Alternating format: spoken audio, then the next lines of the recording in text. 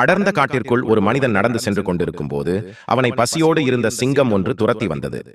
ஓடி வந்த மனிதன் ஒரு மரத்தில் ஏறிக்கொண்டான். அந்த மரத்தில் வசித்து வந்த குரங்கு ஒன்று அவனுக்கு ஆறுதல் கூறியது.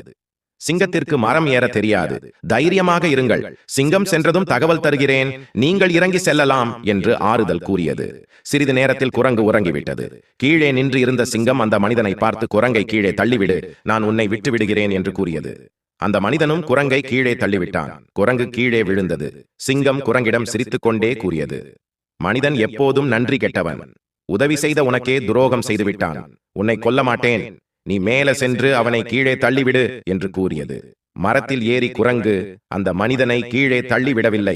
சிங்கத்தை பார்த்து பெருமிதமாக கூறியது, நம்பி வந்தவர்களுக்கு நம்பிக்கை துரோகம் செய்ய நான் ஒன்றும் மனிதன் அல்ல என்று.